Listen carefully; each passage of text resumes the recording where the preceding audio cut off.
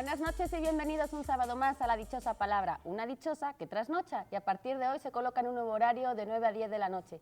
Así que si nos quieren ver, a partir de ahora cada sábado de 9 a 10 y si no en los miércoles las repeticiones al filo de la medianoche. Lo que sí no cambia es nuestro objetivo de seguir compartiendo con ustedes buenos momentos inmersos en el mundo de las letras. Y para ello, 4 dichosos aquí conmigo para poder comenzar. Y nosotros, para no dejarle un mal ejemplo a nuestros hijos, el día del trabajo estamos trabajando. Y recuerden, no hay ningún hombre en el mundo que sin trabajar se encuentre, que hasta el que no tiene trabajo, bastante trabajo tiene. Cuesta mucho trabajo no trabajar a veces, en efecto.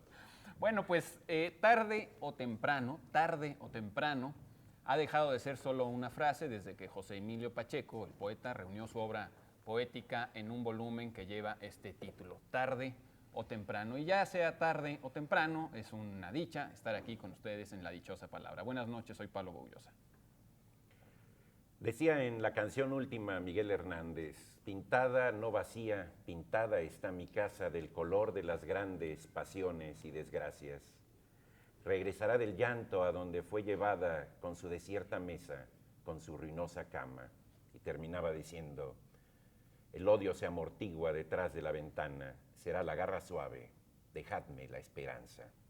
Eduardo Casar les da la bienvenida. Y nos dejó la esperanza, cuando menos. Sí. Decía George Shaw que dichoso es aquel que tiene una profesión que coincide con su afición. Nosotros somos muy dichosos porque hoy en el Día Internacional del Trabajo estamos aquí compartiendo profesión y afición. Así que para celebrarlo empecemos a trabajar manos a la obra con más preguntas y correos que nos están llegando a la redacción todos estos días. Así es, Laura, y coincidimos contigo. Espero. Como esta llamada de Saki García, que nos llama desde la colonia Narvarte, que nos pide que le hablemos de la procedencia de la expresión lo que el viento a Juárez. Lo que el viento a Juárez. Hacerle lo que el viento a Juárez. Bueno, se refiere a la imperturbabilidad de Juárez. Juárez es famoso porque su impasibilidad ante los acontecimientos muy dramáticos que vivió. Juárez se cuenta que, bueno, cuando estaba lo más emocionado posible, lo único que hacía era tamborilear en la mesa. Cuando se pierde la batalla de Salamanca de parte de los liberales y los conservadores, ahí hace una frase que actualmente algún personaje ha trivializado, dice, le han quitado una pluma a nuestro gallo. Y bueno, y en sus cartas, Juárez pierde un hijo, se lo avisa Matías Romero y él acusa recibo de eso, pero después de contestar y resolver todos los asuntos políticos. Entonces dice, y por cierto, al final, gracias por su pésame. ¿Sí? Es decir, lo que el viento a Juárez es una expresión que tiene que ver con esa impasibilidad del personaje. Y esa, yo creo que esa fuerza, ¿no? Ese aspecto como hierático, de estar muy plantado, así como cabeza de Juárez, ¿no? Aunque a veces hay una distancia muy sutil entre la impasibilidad y la indolencia también, ¿no? Bueno, pero dicho en el sea, caso con de, todo respeto por... pero en el caso de Juárez no era la indolencia. profesión va por dentro, también No, se yo dijo, creo que era... No. Bueno, Juárez sí era muy entrón. Claro, era fuerza interior, ¿no? Era fuerza interior. Hay otra posible hipótesis respecto al origen de esta frase, y yo podría hablar de otras dos. Una es que yo me imagino que en muchas locaciones de la República, en muchas zonas, muchos poblados, hay siempre una estatua de bronce de Juárez. Y pues el viento suele hacerle, y la lluvia suelen hacerle poco daño a estas estatuas de bronce. Tú mencionaste la cabeza de Juárez, que ha resistido todas las trombas de la ciudad. Incluso las palomas. Desgraciadamente ha aguantado cuanta tromba nos viene. Y luego hay otra manera de entender la frase curiosa. Yo diría que a veces decimos lo que el viento a Juárez, olvidando que Juárez, dicho sea con todo respeto, insisto, por este insigne prócer, era muy aficionado al tabaco. No diré que era un vicioso, pero era muy aficionado al tabaco, y finalmente pues el humo del tabaco es una subespecie del viento, y ese viento sí que le hizo daño a Juárez, por cierto, ya que murió también de afecciones relacionadas, hoy se sabe, con el consumo del tabaco. Está barroco. Está barroca la interpretación. Barroca.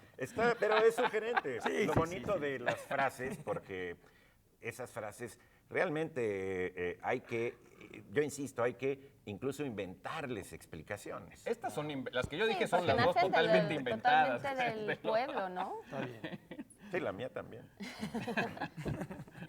Lo que sí no viene del pueblo ni es ninguna frase popular, es la que nos pide Salvador Mendoza, que comentemos sobre Edgar Allan Poe. Pues creo que Así ya, que no- ya comentamos algo de Edgar Allan Poe no Alguna hace vez, mucho, ¿no? sí. Hablamos un poco de su vida y sobre todo del poema El Cuervo, si mal Del no gran recuerdo. Po. Del poema del cuervo, sí, El hablamos cuervo, del sí, el poema del cuervo. A mí me gustaría rescatar otro aspecto que creo que no recalcamos mucho la vez pasada, que es el hecho de que Poe es el inventor de la novela policíaca, con un relato muy famoso, Los asesinatos de la calle Morgue.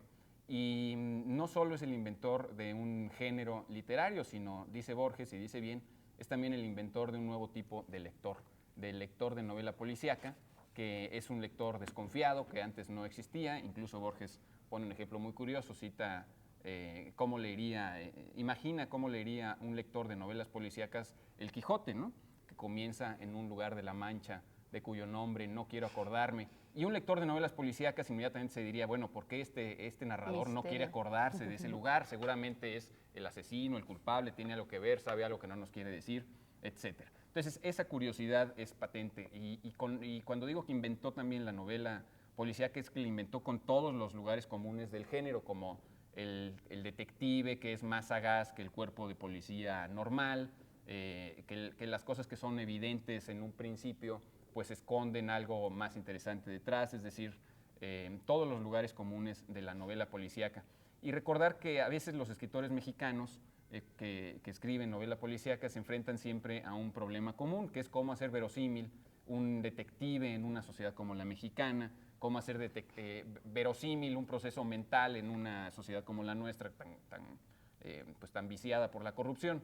Y curiosamente, Edgar Allan Poe se enfrentaba un poco a lo mismo. Cuando él publica su cuento en 1840, estamos hablando también de una época difícil en Estados Unidos, y lo que hace es situar el cuento en un lugar pues exótico, entre comillas, lo manda a París, en una calle que no existe, inventa un personaje también extranjero, y entonces imagina una situación donde realmente el proceso de deducción mental puede llevar al esclarecimiento de un crimen, ¿no? Claro, y además que los franceses pues, son muy reflexivos y racionalistas, ¿no? Es chistoso esto que dices del vínculo, por supuesto, de Poe con la literatura policial, que es una literatura muy reflexiva, porque desde mi punto de vista Poe fue un hombre que se autoanalizó, yo creo que muy poco, más bien fue como víctima de sus emociones, ¿no? De su vida, de sus pasiones, de sus Excesos. temores. Fue el típico escritor que prácticamente no pudo, le fue imposible no ser escritor, ¿no? Porque su pasión, su vida, sus traumas infantiles, bueno, era mentiroso, hijo de teatreros, por cierto, y era Huérfano actriz, muy ¿no? temprano, además. fue un huérfano de los 2 años, era un tipo atormentado, etcétera, etcétera. Bueno, no solamente de la novela policial, fue uno de los más grandes autores de cuentos Claro. de miedo, ¿no? De literatura de miedo, fundidor Pero de... digamos que literatura de miedo ya había, y Ya la literatura existía, policial, claro. él la inventa Claro. de la nada, de cero, ¿no? Y en cierto Claro. sentido es también inventor de las sociedades de protección a los animales, porque hay un cuento donde un asesino empareda a alguien, a su víctima, y lo delata el hecho de que el gato se queda ahí emparedado también, y entonces se oye el maullido tras la pared, las ¿no? paredes, ¿no? En realidad, Poe tiene una intención ahí muy fina y lo que quiere es preservar a las especies. Claro, Fíjate, o sea, es posible Sí, Eduardo concebir ha un ido más emparedado allá. de gato. Es posible concebir un emparedado de gato, pero no así un sándwich de gato, que es un poco inconcebible, ¿no? Bueno, yo les recomiendo sobre todo las traducciones extraordinarias de Cortázar. En de Alianza los cuentos Editorial. en Alianza de Poe, que son fantásticos. Yo quisiera contar una anécdota de Bob, pero creo que mejor vamos a los libros primero y luego... Si quieren, no luego tenemos la hoy cuento. nada de Poe, pero tenemos unos libros estupendos que vamos a regalar a aquellos que acierten a nuestra dichosa palabra de hoy. Recuerden que estamos buscando la palabra que responde a la definición de nombre que les dan los cubanos a los autobuses. Los primeros en acertar serán los prioritarios para llevarse, entre otros, estos libros que estamos regalando hoy, como este de Álvaro Uribe, que se titula Cuadrángulo. En la colección La Centena. La Centena, de Conaculta, ¿no? Es una producción de Conaculta. También tenemos Destellos, aforismos y reflexiones de Pablo López del Castillo, cortesía de la editorial Colofón. Y de la familia López Castillo. De Angelina Muñiz Huberman, La tregua de la inocencia, cortesía de la editorial Práctica Mortal. No sé si esta es la... Es Conaculta Es prácticamente. Sí, es Conaculta. pero la Ella es colección maestra de la Práctica. facultad también, ¿no? Sí, así es. Nuestra revista Siempre Presente del Huevo, esta vez con su número de mayo, que trae en portada a Carlos Loret de Mola. Y la revista Opción, del ITAM, que trae algo sobre la exégesis y la religión. Esto parece... Es ¿no? una Esto lo revista considero- que hacen entusiastas alumnos del ITAM. Pero es buena, ¿eh? Sí, está es muy buena revista, hay a veces cosas muy, muy interesantes ahí. Pues recuerden que estamos buscando el nombre que le dan los cubanos a los autobuses. Así que Bueno, a llamar a nuestros teléfonos y a escribir a nuestro correo para poder acertar antes de que se acabe el programa. está bonita Pero la antes dichosa del palabra, ¿verdad? Sí, está muy bonito. Yo quería No des que- pistas, sí. porque esa está muy fácil, Ok, ¿no? Sí, porque luego se ponen a Sí, dar no, unas no, pistas no. que hasta dibujan a... ok, está muy fácil. Solo quería contar una anécdota muy pequeña acerca de De Poe. no sé qué, no para entrar en contradicción con lo que tú decías, pero para demostrar que de cualquier manera tenía cierto valor. Y creo que es una anécdota falsa, pero así permanece todavía hoy en la Academia Militar de West Point, así la siguen contando hoy dentro de esa academia como una leyenda, porque Poe pasó por ahí una temporada Pero muy poco lo muy expulsaron, desdichada. ¿no? Sí. Se hizo expulsar, hay distintas versiones acerca de cómo se hizo expulsar. En West Point la versión que corre es la siguiente: un buen día había un suceso muy importante para el que citaron a los cadetes en el patio y les dijeron que tenían que presentarse vestidos únicamente con sus guantes de gala y una gorra particular.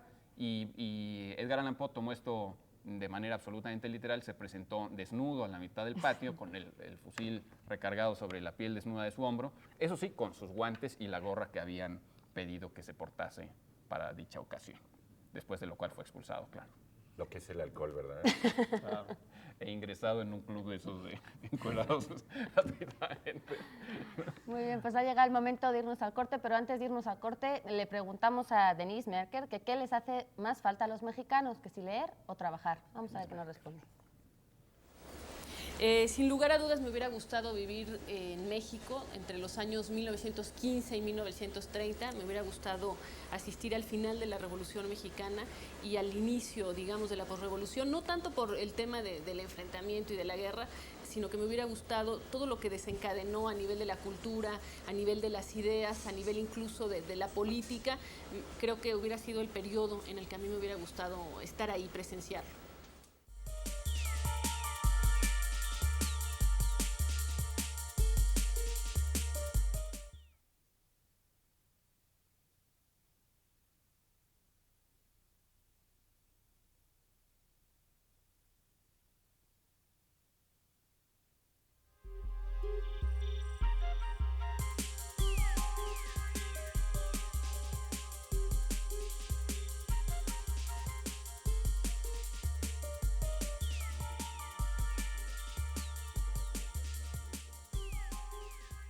Bien, ¿qué tal? Estamos aquí de nuevo con ustedes. Hubo un pequeño error, nos disculpamos, porque fue otra la pregunta que se le hizo a Denise Merker. Sí, creo que le hay que pedir una disculpa a Denise Merker, que si algo ella tiene es que es sumamente coherente y aquí parecía un poco incoherente su respuesta debido a la pregunta que formulamos por error, un error aquí de papeles. La pregunta que, si no me equivoco, le formulamos a Denise fue qué suceso histórico le hubiera gustado presenciar, y esa fue la respuesta que nos dio, por eso habló del México de esos años, que era lo que le hubiera gustado estar Sí, no crean a que le, presenciar. no Otro crean que día le nos sacó contestan. No es, La no es que vuelta. haya, La no es que le haya vuelta, dado ¿verdad? la vuelta, obviamente, Sí, sí, a la sí. pregunta que Bien. dijo Laurita, ¿no? Vamos a nuestro diccionario visual. ¿Qué es esmerilar? El proceso de esmerilar es pasar polvo de esmeril sobre el cristal para provocar una opacidad y evitar que sea visible de un lado hacia otro, permitiendo el paso de la luz. Este proceso se puede hacer manualmente con polvo de esmeril o se puede hacer a base de una máquina, que es a presión de aire, o también le llaman sandblasteado, que es a base de sal, de arena, también a una presión fuerte y tiene el mismo proceso. Hay otro proceso más que es a base de ácido, que lo deja un poco más fino, pero la función es la misma. Muy bien. Muchas gracias. Glaseado. ¿Eh? Con la sal, ¿verdad? Con la sal. Con la sí, sal. sí, con la sal. Bien, seguimos con nuestras preguntas. Fernando Flores nos pregunta que si podríamos hablar de la Nueva Galicia. De la Nueva Galicia. Bueno, hay que Pues la Nueva supongo Galicia no sé si es el Supongo territorio que- gallego que ahora está modernizado. No, yo supongo Pero yo me que imagino será que se ha de referir al territorio de la conquista que se sí, llama en la Nueva época Galicia. virreinal, yo supongo. Porque ¿no? una Los de las territorios cosas la que se Nueva Galicia. pretendió cuando la conquista española en México fue imitar, digamos, el mapa geográfico de la península ibérica. Es decir, allá estaba constituido España de una manera geográfica determinada y pretendieron hacer lo mismo pues aquí, en los territorios que fueran conquistando. Por De tal algo era la manera Nueva España, en efecto, ¿no? de tal manera que España se llamó Nueva España y entonces era lógico pensar que el territorio que quedaba más al norte y más al occidente fuera allí Galicia, aquí Nueva Galicia. Entonces corresponde a los territorios que van desde, digamos, un poco más al norte de México hasta entonces los ríos Yaqui y Mayo, que vienen siendo Durango, Guanajuato, Sinaloa, Jalisco, Nayarit, Colima, incluso Culiacán en algunas partes. Aguascalientes también, ¿no? Aguascalientes, toda esa parte del norte, y no siguieron más allá. Esto fue a manos de una maravillosa persona ¿Qué era? llamado Nuño de Guzmán, Qué espantoso. que curiosamente vino a México a paliar un poco los abusos de los conquistadores españoles. Cuando la corona española se enteró de que estaban cometiendo atrocidades en México, lo que se consiguió fue una real audiencia gobernadora, se llamaba así, que venía como a poner un poco de calma, ¿no?, en todos los ambiciosos conquistadores de aquella época. Y curiosamente eligieron de presidente a uno que era peor que ellos. Entonces vino este Nuño de Guzmán con 4 oidores y cuando llegó aquí en realidad su intención fue siempre la de enriquecerse y destruir a Hernán Cortés, que era entonces el gran capitán. enemigo, ¿verdad? Cuando los reyes católicos oyeron la verdad de lo que estaba pasando aquí, lo que hizo Nuño de Guzmán fue huir al norte y con la excusa de una expedición se fue con 300 soldados españoles y miles de indígenas Y bueno, yo a creo que conquistar también la parte norte. tratar como de lograr gloria, ¿no? Aquí en los habitantes, ¿no? Probablemente, ¿no? Pues lograr yo no prestigio, sé, ¿no? no sé, porque él tenía unas estrategias un poco extrañas. Él lo que hacía era llegar a un poblado, digamos, los dominaba, pero sobre todo lo que hacía era arrasar con toda la comida. Sí, Y entonces, como los mataba de hambre, pues en realidad los sometía a base de, pues ya se están muriendo de hambre, ya no pueden hacer otra cosa que obedecerme. Y siguió y siguió y siguió hasta que vio que las partes del norte cada vez eran más desérticas y cada vez escaseaban más los poblados, entonces dijo, ya no tengo con qué alimentar mi ejército, me paro aquí. Y por eso no siguió en realidad. Al final este Nuño de Guzmán fue apresado por la corona española y murió de hecho en prisión en Lo Valladolid. regresaron a España. En sí, España claro, murió regresaron a España. en prisión.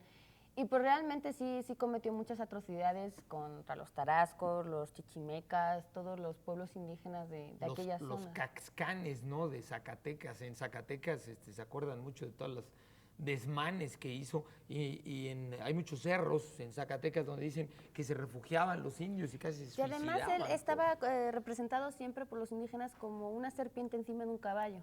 O sea, como que siempre tuvo una imagen Terrible. pues, terrible, ¿no? En 7 años conquistó toda esa parte, porque fue desde 1529 al 36, cuando conquistó 1/3 del país. Entonces, realmente sí fue Ahora, muy si devastador. mal no recuerdo, hay también un aspecto ahí de Nuño de Guzmán que tiene que ver con lo que después se llamaría California también, y es que uno de sus lugartenientes fue el primero que le habló de que habían sabido de mujeres que gobernaban independientemente de los hombres, ¿no? De Amazonas, ¿no? De Amazonas. Entonces, que parte del pretexto de la expedición de Nuño era ir a buscar a las Amazonas, que bueno que no las encontró, ¿no? Porque pues, les habría ido muy mal. Una cosa muy curiosa de esa parte de la conquista fue que hubo muy poco mestizaje, es decir, los primeros españoles que llegaron a México se mezclaron con los pueblos indígenas también porque eran menos, Cuando ya fueron al territorio que se denominó después Nueva Galicia, en realidad ya iban los españoles con sus familias. Entonces, digamos que estuvieron muy separados lo que eran los españoles y con toda su descendencia, con lo que eran los indígenas y su descendencia. Por eso hay muchos rasgos. Laura, en qué el bueno que has norte. estudiado bien la historia de tu patria Querida. adoptiva. Hay una cosa. Sobre divisiones territoriales, yo quisiera recomendar un libro que es La historia de las divisiones territoriales de México, de Edmundo Gorman, que está en Sepan Cuántos. En esta colección tan accesible, tan barata, está ese libro y es interesantísimo Claro. ver cómo, bueno, qué parte era de qué qué? estado actual y La historia viendo de esa estas divisiones. metamorfosis, ¿no? Que Los además no es como historiadores- completamente lógica, ¿no? Y es interesante. No, también Bueno, por pues eso, no es... Muchas de estas divisiones no han sido lógicas. Pregúntenle a los pobres africanos, ¿no? O a los No, del en África cercano está aún oriente, peor, cómo han ¿no? dividido, En África sí está cómo peor. se han puesto las fronteras. Esta parte de la conquista, en parte la narra Fray Bartolomé de las Casas en su historia de la destrucción de las Indias, y otros historiadores de aquella época, intérpretes sobre todo, recuerda a García del Pilar, que son gente que escribió mucho sobre Nuño. Sí, Los sobre Nuño, gobernantes la de hoy cosa. dirían de la destrucción de las Indias y de los indios. Y de los indios, claro. Que incluso a sus propios aliados, porque llevó indígenas aliados y también los trataba fatal. Bueno, Adán Márquez, del Estado de México, nos pregunta, origen de la palabra mono. Mono. Mono, ¿qué mono? Supongo Qué que es mono. para decir que algo es mono, o no se está O el preguntando mono, ¿no? como Pero también el monolingüe, mono. ¿o qué? No, el mono. Bueno, O la el mono. palabra mono. Lo que pasa es que mono tiene, Mono, el chango. tiene varias acepciones. Mono como chango. Chango, Mono, chango. pese a ser mono, tiene varias acepciones. No es mono, Sí, es por eso, varias. por eso a las mujeres Yo- no les gusta que les digas, oye, qué mona, ¿no? Porque a No, veces porque ofenden, incluso- pero mona pues, quiere decir también qué linda, qué chula. Incluso en el caló mexicano, mono para los genitales femeninos se usa. Se usa, ¿sí? claro. Pero no es y ofensivo mono, decirle a una mujer que es muy mona, ¿no? Bueno, no sé. no, porque mono sí. es un sentido de Depende cómo gracioso. sea. De gracia. Mono tiene el sentido de gracioso. Claro, ahí- Digamos, por el parecido del mono del con chango. con el animal humano, ¿no? Claro. Pero también, bueno, mono quiere decir lo único, como, digamos, como prefijo. Ah, monos, De monos. Monógamo, Mono, monográfico, monoteísta. monolingüe. Monoteísta. Yo con eso me encontré una vez monocerote, que significa unicornio. Monocerotes. Mono, uni, y cerote, cuerno, como el cornio. Ajá. Entonces, está muy bien porque habría que decirle a este cantante Rodríguez que pueda hacer una versión que llame Mi monocerote azul ayer se me perdió, ¿verdad? Y podría darle ahí una sinonimia muy, muy padre, ¿no? Claro, al único. Por la ambigüedad de mono, con lo de mono de gracioso, se pueden hacer, digamos, muchos juegos de palabras con todas las otras, como monógamo. Muchas ¿sí? monerías. Monógamo, siervo muy gracioso, ¿sí? Y etcétera, ¿sí? Monógamo, sirvo Claro, muy ahora, gracioso. si no recuerdo mal, Corominas, digamos, ya yéndonos realmente a las etimologías, Corominas lanza una hipótesis, porque pues que ¿De yo origen? sepa, no se sabe del origen de la palabra mono para calificar a los changos, a los primates, a nuestros parientes lejanos, pero parientes, de que la palabra mono viene del árabe, de maimun, que quiere decir feliz, porque se creía en la Edad Media que los monos venían de Arabia. Y el Arabia, toda la Arabia del Sur, que era una Arabia, por supuesto, urbanizada, civilizada, lo que actualmente es el Yemen, que tiene un clima fantástico, se creía que los monos venían de ahí, de esa zona del mundo. Y esa zona, pues los romanos les llamaron la Arabia Félix.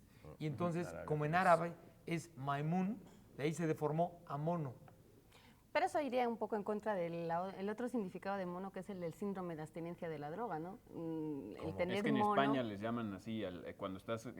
Cuando estás cuando erizo. estás con el síndrome de abstinencia, Sí, que sí, sí. pues empiezas a tener una necesidad y una ansiedad de consumir droga, ¿no? Pero allá de ser Sí, porque te pones un poco así, ¿no? Mono. No sé, no Hay tengo ni una- idea. ¿Por qué le dicen pasar el mono Pero a esas es horas, probable no? que sí sea por la forma, porque por ejemplo aquí con el síndrome de abstinencia de la mota, la cuestión es estar erizo, Erizo, que es claro. una imagen muy bonita, es estar como con todas las puntas así de salidas. Como un mono, ¿no? Como un mono, puede ser una cuestión de éfrasis, de figuración, ¿sí?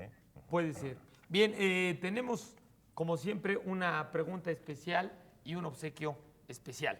El obsequio es la obra poética, el segundo tomo de la obra poética de Octavio Paz, nuestro poeta Nobel.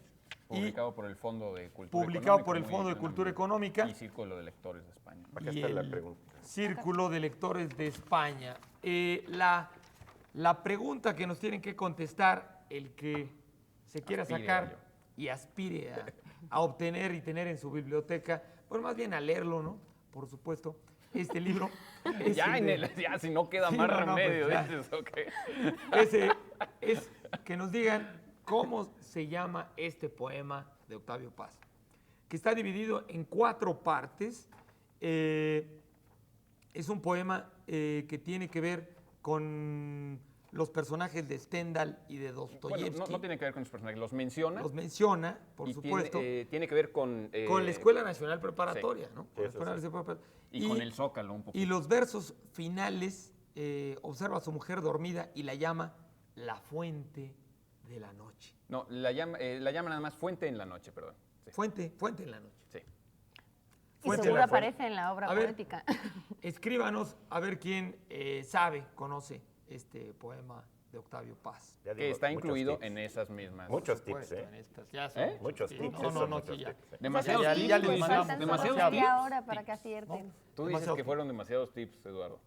Es que ahí hay uno que es Te va a dar básico. otro. Entre los tips que dimos hay uno que es bueno, con el que le van a acertar. ¿Qué es? Ah, no lo digo. Ok. Bien. Ok, nos vamos entonces a un corte y seguimos de nuevo con ustedes en unos segundos. Gracias.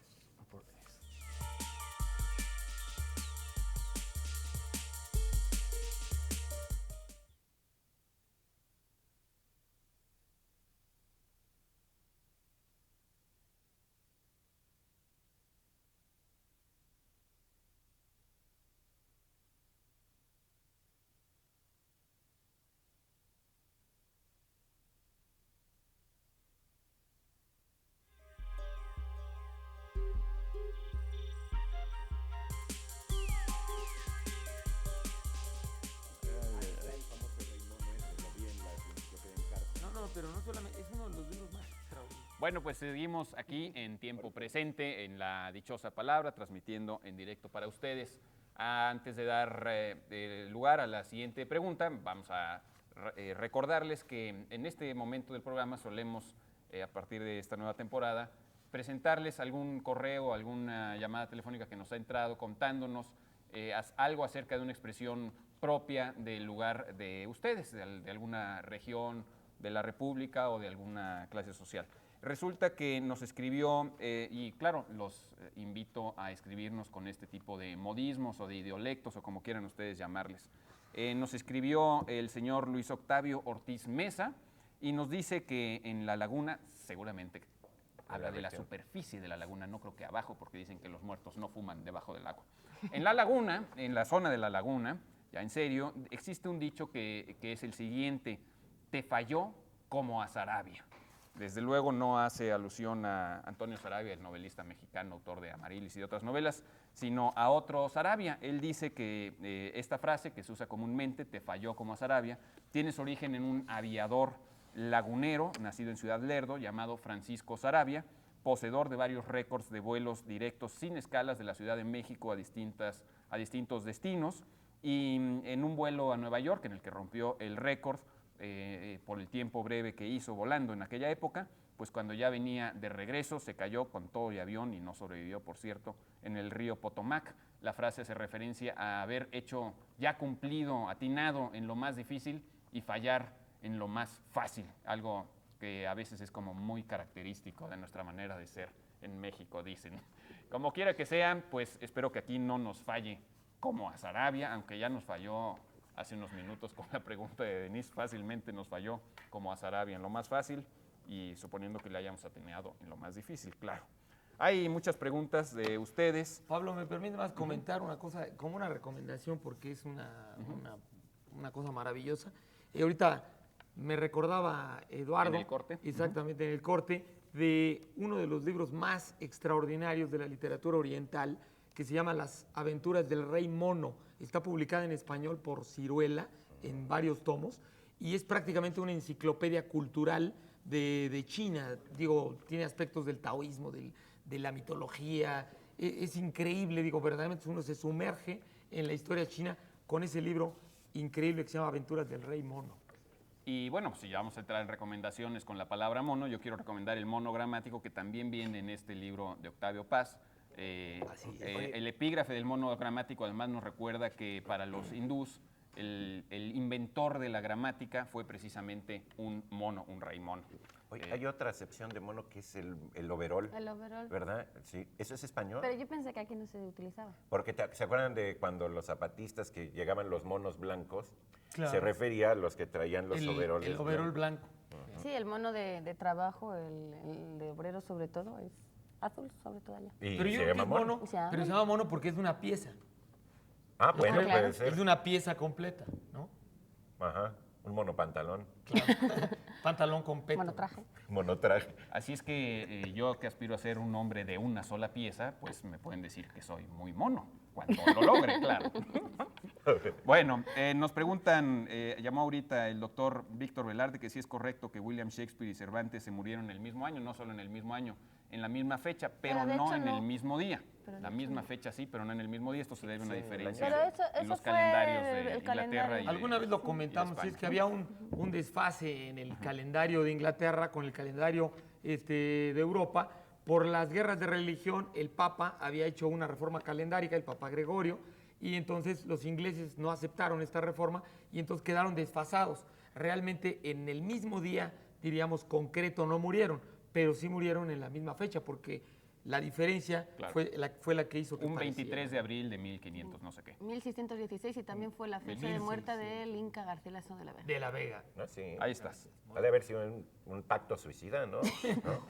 Era una secta. Una secta, a lo mejor era Y una esta manía de los ingleses de llevar siempre la contra, todavía conducen por el lado izquierdo, imagínense. Usan Desde yardas. que, Pero por lo menos ya Enrique llevan el VIII mismo calendario. Ya Ya llevan el apegaron mismo al calendario. Ya se pegaron al mismo calendario. Sí. Bueno, vamos a dar entrada a otra llamada. Este es de Luis Manuel Holguín, de Cuautitlán, Izcalli. Nos pide que hablemos sobre la religión Bon. B-O-N. ¿Bon? Bon. Muy bien, creo Bueno, que tiene que ver con los budistas, pero tú Yo, dinos. yo creo porque nos están preguntando de la religión Bon. Bueno, la religión Bon es Porque una hay forma. algo Sí, ahí. es que ahorita he visto varios anuncios, incluso en la universidad, de unas conferencias de un maestro, de un lama Bon, de un lama Bon. Y al decir lama, pues les estoy diciendo que el Bon es una de las formas religiosas que se ha dado en el Tíbet. En el Tíbet. Es una de las religiones, diríamos, o De las primeras, de las de hecho, formas ¿no? religiosas del Tíbet. Y es la que tiene, en efecto, diríamos, una herencia más antigua en el Tíbet, digamos, que tiene raíces más, digamos, ancestrales en el Tíbet.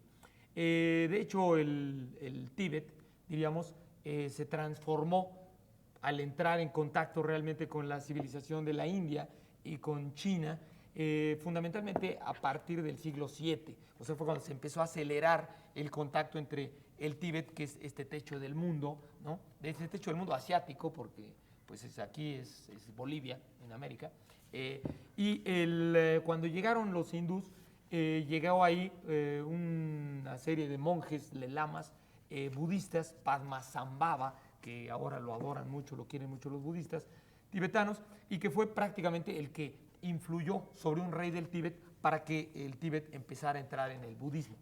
Y la religión original, digamos, la religión anterior, ancestral, es en parte lo que llamamos Bon. Por eso hay una especie como de confusión. O sea, el Bon es la religión que tenían antes los tibetanos, pero con el paso del tiempo, entre el siglo VII y el siglo XI de nuestra era, diríamos, el Bon, por un lado, le dio algo al budismo que llegaba, y por otro lado, porque eso siempre es lógico, el Bon tomó elementos del budismo, y entonces ahora el Bon tiene muchas cosas del budismo, y el budismo tibetano tiene muchas cosas del antiguo Bon. Bueno, el antiguo Bon, por supuesto, era una religión chamánica, de encantadores. La palabra Bon quiere decir invocador, si mal no recuerdo, el que invoca, ¿no? Y su dios es realmente un dios que le llaman Bon también, o Bon Po. Y bueno, su profeta, a pesar de que ellos consideran muchas de las enseñanzas de Buda, y las han incluido en su canon.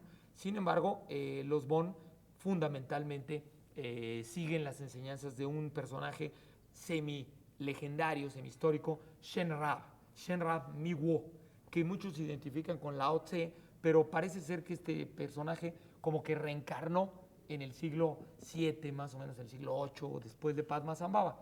El Bond, lo interesante aquí para nosotros es que el Bond tiene muchas características, diríamos, mágicas, de encantamiento mágico, tiene muchos dioses, a diferencia del budismo, por ejemplo, el budismo zen. Muchos budistas del sudeste de Asia consideran que el Bond ya casi no es budismo, no es budismo, que casi es una hechicería que sobrevive. Yo no lo creo así, pero una cosa interesante también del Bond es que los nazis se interesaron en el Bond por el poder.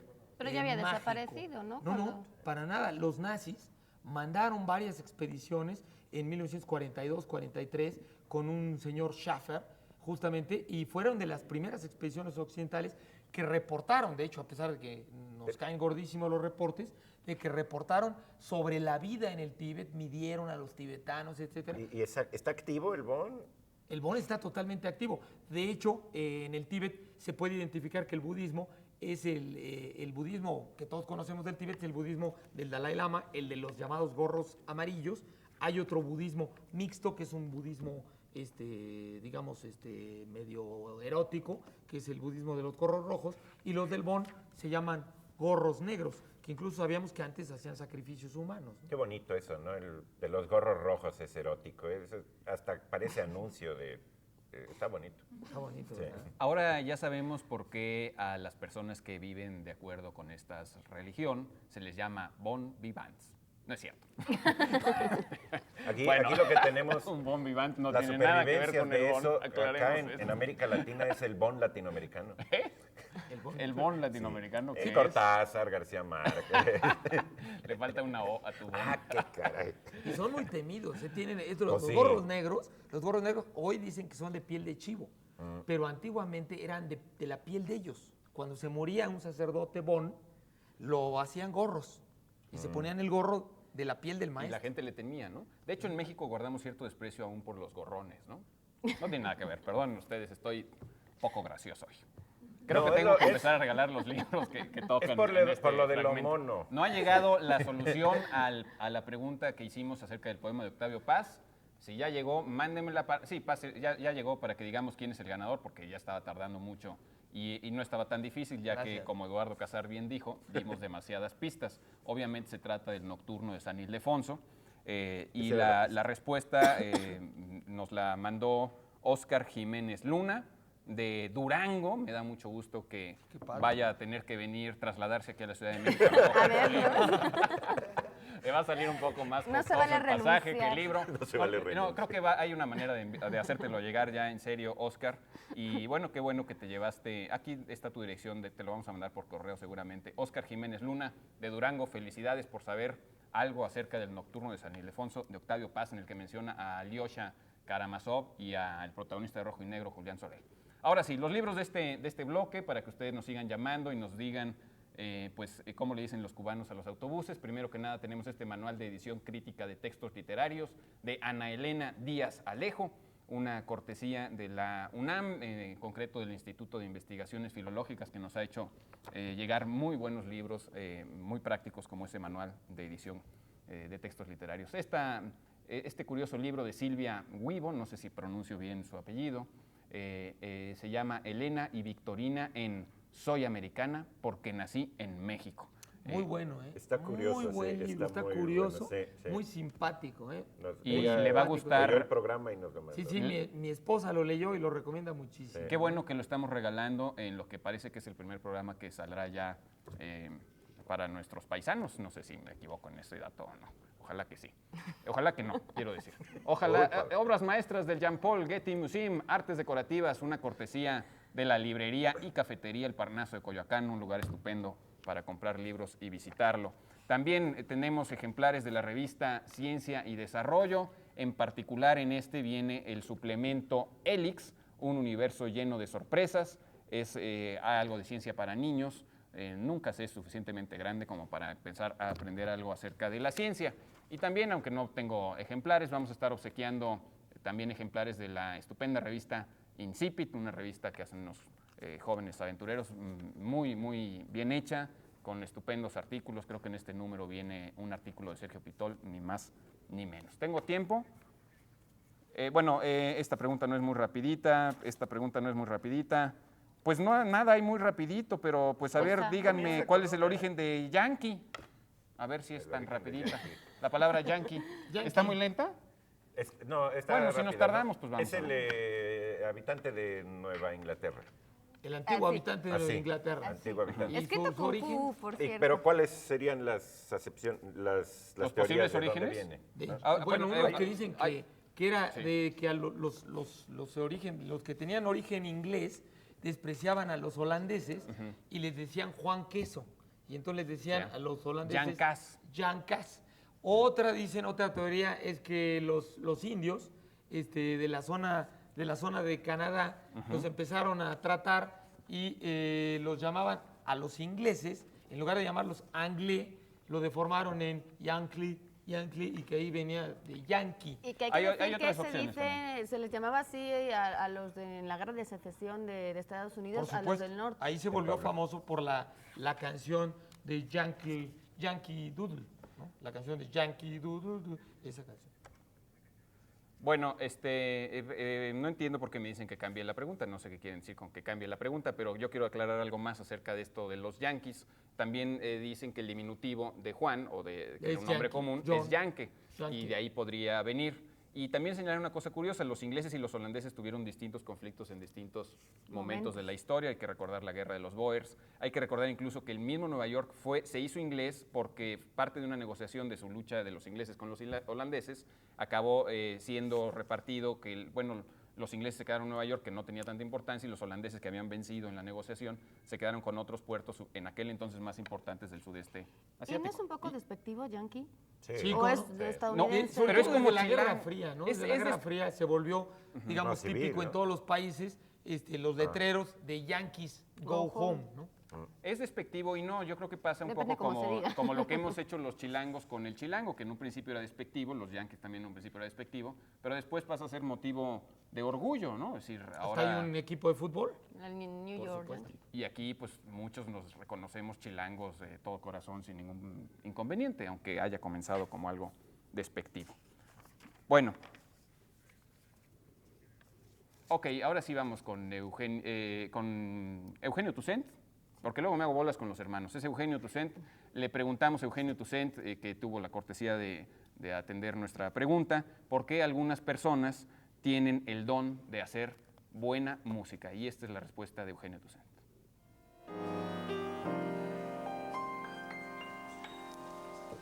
Bueno, yo siento que la música es un don, yo siento que la música es algo con lo que uno nace y que definitivamente tiene que ser desarrollado a través de práctica, a través de experiencia, a través de estudio. Algunas personas quizá con menos capacidades o con menos don musical nato pueden sin embargo desarrollar perfectamente bien sus capacidades. Yo creo que la capacidad musical está en prácticamente todo el mundo. Quizá el don musical algunos lo tienen más que otros, pero hacer una evaluación entre buena y mala música es para mí un poquito difícil porque yo siento que es una cuestión de gustos.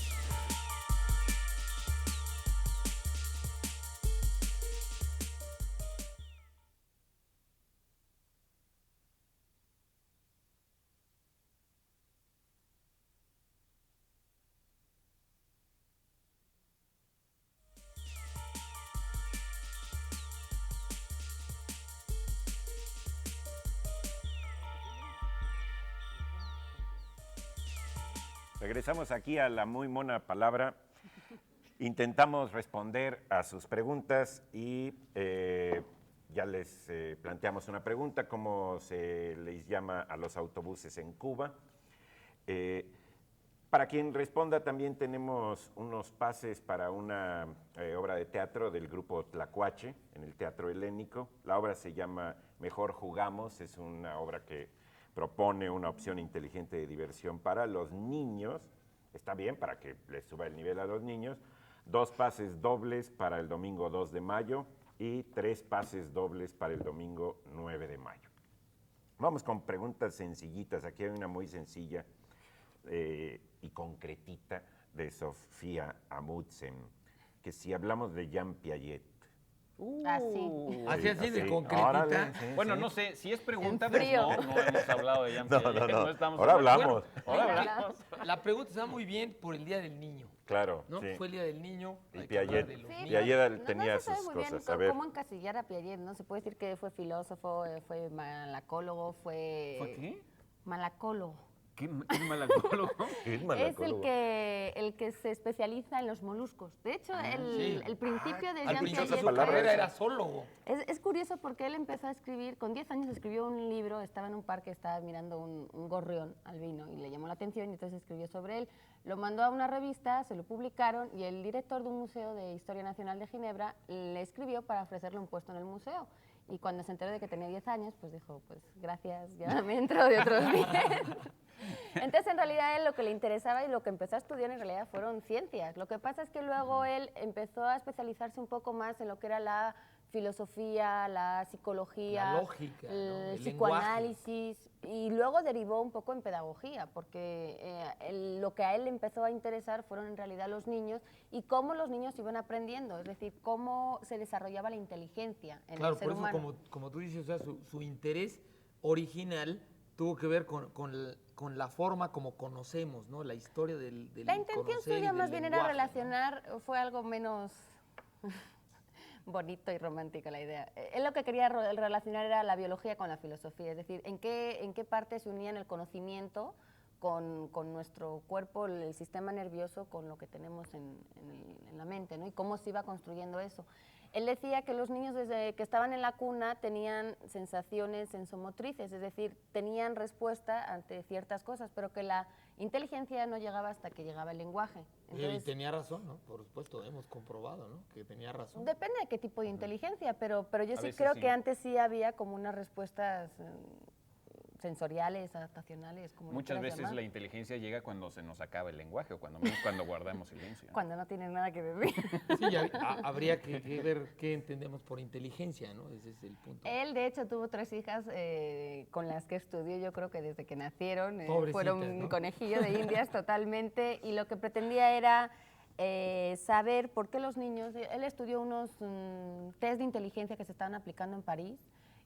Y lo que él veía era que sí había mucha gente que acertaba esos test de inteligencia y que eran muy listos y que decían, ay, qué coeficiente intelectual más alto, pero a él lo que le interesaba realmente era saber por qué fracasaban los demás. O sea, él siempre estuvo como desde la teoría clínica, de hecho él trabajó en una clínica psiquiátrica. Su madre estaba muy enferma, mentalmente terminó neurótica y era De ahí desequilibrada. le vino ella. parte del interés, ¿no? Sí, su preocupación entender, llegó por claro. ahí, pero luego se fue de plano a Pobres todo lo madres. que es la... Claro. la Ahora, clínica. yo creo que también una de las grandes aportaciones de Piaget es que fue uno de los primeros autores, digamos, de gran difusión, porque se volvió muy importante, digamos, en el vida, campo, además, en que fue vida lo de la interesante. Pues si difusión de la empezó a los psicología. 10 años, le dio tiempo, ¿no? Y vivió como 80. Sí, no, vivió como 80, pues, bueno, murió en 1980, ¿no? Si mal no recuerdo. Murió no hace 1980, tanto, no sé, sí. sí, por ahí. Y de entender que el hombre siempre evoluciona por ciertas etapas. Y esas etapas, digamos, coinciden, las etapas de Piaget, digamos, con una evolución moral, no solamente con una evolución de la inteligencia, sino con una evolución del comportamiento moral. Y son estos famosos, digamos, estadios de Piaget que los psicólogos ahora les sirve mucho como herramienta, Cuando creo, para menos como entender a los referencia, niños, Y ¿no? ¿no? además Porque él creo dice que no se puede dar una etapa sin la otra, es decir, que tiene que llevar un orden. Exacto, y que si hay una etapa que te brincas, entonces hay una represión y hay una disfunción, o sea, una completa disfunción, que si mal no recuerdo, ¿cuáles son las etapas? ¿No te acuerdas? Son, creo que, bueno, la sensoriomotriz primero, luego una que le llamaba el